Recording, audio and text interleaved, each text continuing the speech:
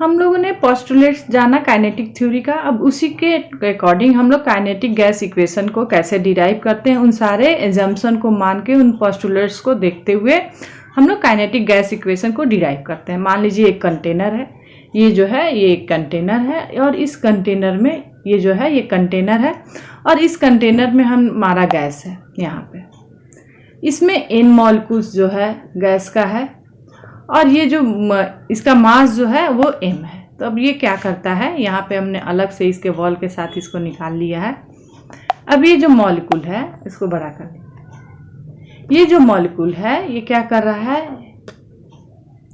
ये मूव कर रहा है, इस कंटेनर से कोलाइड कर रहा है और फिर रिटर्न बैक होके आ रहा है। तो जब ये मूव करेगा मान लीजिए ux वेलोसिटी के साथ, तो रिटर्न होगा तो क्या होगा, सिर्फ इसका डायरेक्शन चेंज हो जाएगा, यानी कि u माइनस ux हो जाएगा।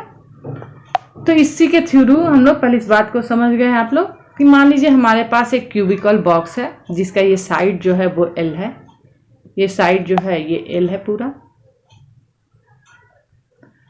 और इसमें n number of molecule present है, और इस मॉलिक्यूल जो है हर एक मॉलिक्यूल का मास जो है m है।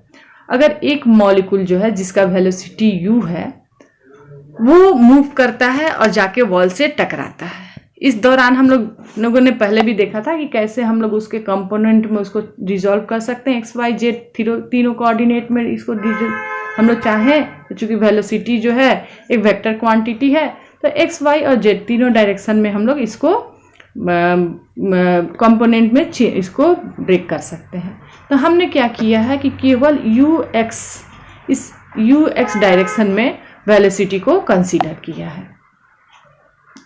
तो u square is equal to क्या हो जाएगा, u1 यहाँ पे इसलिए लिखा गया है, ये u1 इसलिए लिखा गया है कि इसमें n नंबर ऑफ मॉलिक्यूल्स है। तो हमने एक मॉलिक्यूल को पहले मॉलिक्यूल के बारे में जानने की कोशिश की है। तो पहला मॉलिक्यूल है जिसका वेलोसिटी जो है u1 है, तो u1 square is equal to क्या हो जाएगा, ux square plus uy square plus uz square. अब हम लोगों ने देखा था कि x, y और z जो था ux, uy और uz तीनों बराबर था, तो हम लोग लिख सकते हैं u1 square is equal to ux1 square, लिख सकते हैं ऐसा। तो अगर हम ux को निकालना चाहें तो क्या हो जाएगा, ux इज इक्वल टू क्या हो जाएगा, ux इज इक्वल टू क्या हो जाएगा, इसको हम लोग ने u1/3 कर दिया। कैसे हुआ, क्योंकि x, y, z तीनों डायरेक्शन में वेलोसिटी जो होता है वो सेम होता है, तो हमने सब तरफ क्या लिख दिया, ux लिख दिया। तो u1 square is equal to 3ux1 square हो जाएगा। और ux हम निकालना चाहें तो क्या कर देंगे, उसको u1 को हम 3 से डिवाइड कर देते हैं। सिंपल है, आपके समझ में आया होगा, काफी इजी है। क्या किया, u1 square is equal to 3ux1 square होगा, और ux1 square is equal to क्या हो जाएगा, u1/3। इसका यूज हम लोग डेरिवेशन में आगे जाके होगा, इसलिए हमने यहाँ पे लिख दिया है। और ये क्या है, इसको हम लोग पहला इक्वेशन मान लेते हैं।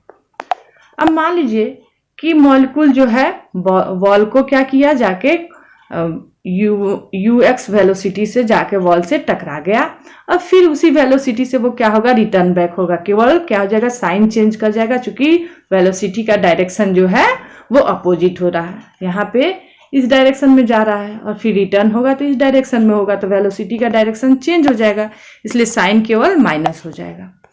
अब इस दौरान चूंकि कोलिजन जो है परफेक्टली इलास्टिक है, तो वेलोसिटी में कोई चेंज नहीं होगा, उसका मोमेंटम जो है वो क्या हो जाएगा, केवल उसके साइन में अंतर हो जाएगा। तो अगर मान लीजिए कि इनिशियल मोमेंटम जो था वो क्या था, mv होता है ना, moment p is equal to mv होता है ना, हमने क्या लिया है, v is equal to ux1 ले लिया x डायरेक्शन के कारण, तो p initial is equal to mux1। तो p फाइनल क्या हो जाएगा, केवल हम माइनस लगा देंगे अपोजिट डायरेक्शन में, चूंकि ux1 जो है उसका साइन क्या हो जाएगा, माइनस ux1 हो जाएगा।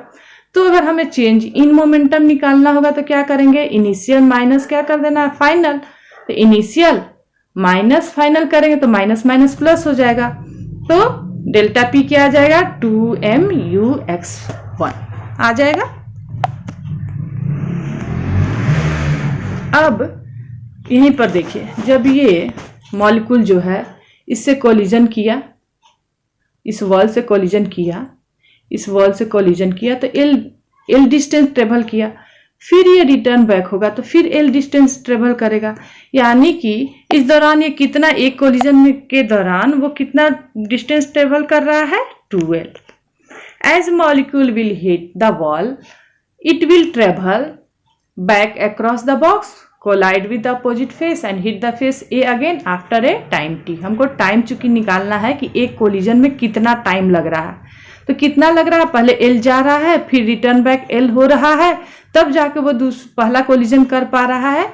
तो इस दौरान दो कोलिजन के बीच में कितना डिस्टेंस उसको ट्रेवल करना पड़ रहा है, उसको ट्रेवल करना पड़ रहा है 2l डिस्टेंस, और उसकी वेलोसिटी क्या हो रही है, ux ही रह रही है।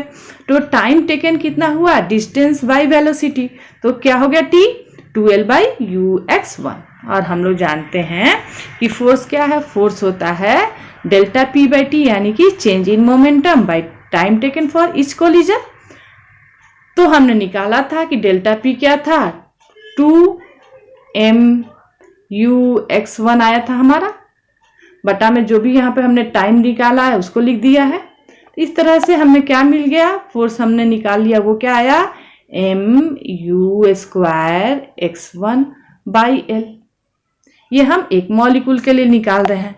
और अगर हम ux का वैल्यू पुट कर दें, ux का वैल्यू हमने यहाँ पर निकाला था ना, ux का वैल्यू क्या आया था, ux का वैल्यू आया था u1²/3। इसी के वैल्यू को हम वहां पर पुट कर देते हैं, तो हमारा क्या आ जाएगा, ये आया है हमारा फोर्स, ये हमारा फोर्स क्या आ जाएगा, mu1²/l। और ये u चूंकि क्या था, यहाँ पे ux का वैल्यू हमने पुट किया था, तो u1²/3 आ जाएगा। कैसे आया,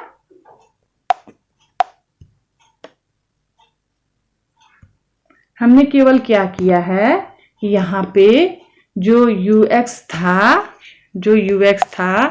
उसके वैल्यू को पुट किया। यहाँ पे जो ux1 था इसकी जगह पे हमने इसके वैल्यू को पुट किया है, जो कि क्या था, u1²/3।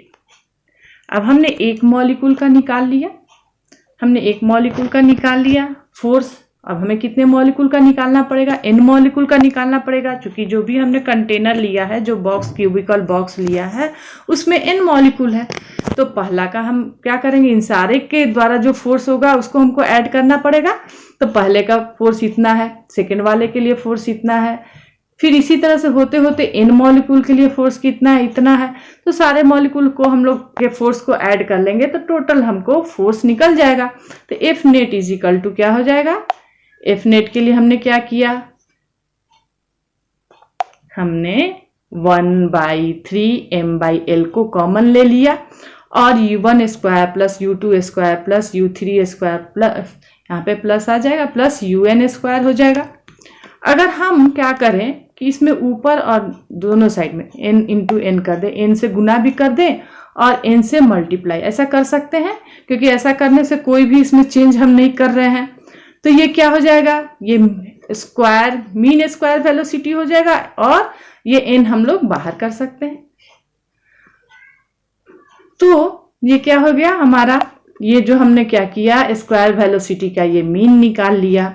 और हम लोग जानते हैं कि अगर रूट मीन स्क्वायर वेलोसिटी निकालते हैं तो root mean square velocity is equal to क्या होता है, जितने भी वेलोसिटी हो उसका अगर हम मीन निकाल लें, उसका मीन निकालने के यानी क्या करना है, जितना नंबर ऑफ वेलोसिटी है उसको उतना नंबर से हमें क्या कर देना, केवल डिवाइड कर देना। किसी चीज का मीन निकालना होता है तो जितनी क्वांटिटी होती है उन सबको ऐड, उसके स्क्वायर को ऐड करके हम लोग क्या करते हैं, उतना ही नंबर से उसको डिवाइड कर देते हैं। तो यहाँ पर भी हमने यही कर दिया, यानी कि ये जो वेलोसिटी मिला है हमें वो क्या है, रूट मीन स्क्वायर वेलोसिटी है। u इज इक्वल टू क्या होता है, RMS इज इक्वल टू क्या होता है, root under u1² plus u2², इसी तरह करते करते n तक जाएगा, अब बाई n। अब इधर भी अगर हम स्क्वायर कर दें और इधर भी स्क्वायर कर सकते हैं, तो वही चीज यहाँ पर हम लिख रहे हैं, तो यहाँ का रूट हट जाएगा।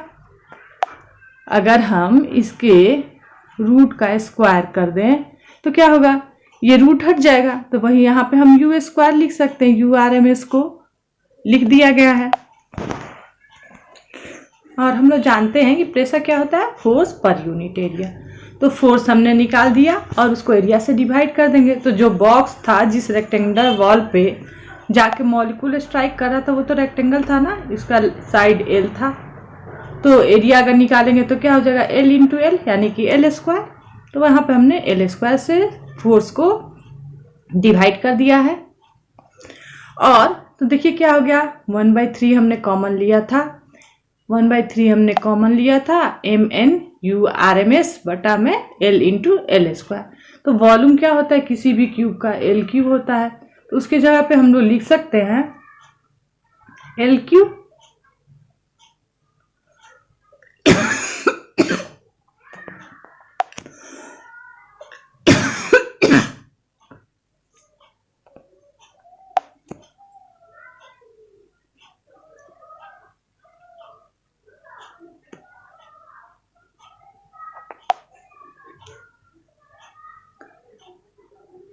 प्रेशर क्या होता है, pressure is equal to force per unit area, force by area, यानी फोर्स को एरिया से डिवाइड कर दे। और हम लोगों ने देखा था, हमने बॉल जो था वो रेक्टेंगल था जिसका साइड एल था। तो इसके लिए अगर हमें एरिया निकालना हो तो क्या हो जाएगा, एल इंटू एल यानी कि एल स्क्वायर। तो हम क्या करेंगे, जो भी फोर्स आया था उससे को हम एल स्क्वायर से डिवाइड कर देंगे। देखिए क्या हो गया, यानी कि 1/3 M N U R M S बटा में एल इंटू एल स्क्वायर। तो L into L square is equal to क्या हो जाएगा, यानी कि एल क्यूब हो जाएगा। और क्यूब का वॉल्यूम क्या होता है, क्यूब का वॉल्यूम जो होता है वो एल क्यूब होता है। तो एल क्यूब की जगह हम क्या कर सकते हैं, वी लिख सकते हैं। तो हम वी लिख देंगे वहां पे, और क्या हो जाएगा, यानी कि P इज इक्वल टू, हमारा यहाँ पे इक्वेशन आ गया, P is equal to 1/3 M क्या था, मास था एक मॉलिक्यूल का, n क्या था, नंबर है, और आरएमएस वेलोसिटी का स्क्वायर। क्या आ गया हमारा, 1/3 M N U square you R M S by भी।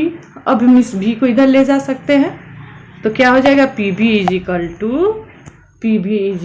To 1/3 M N U square R M S. ये जो है इसी को हम लोग कहते हैं, ये जो इक्वेशन है इसको कहते हैं हम लोग काइनेटिक गैस इक्वेशन। इसे क्या कहते हैं, kinetic gas equation. The total mass of gas is mn। हम लोग जानते हैं टोटल मास क्या हो गया गैस का, mn हो गया।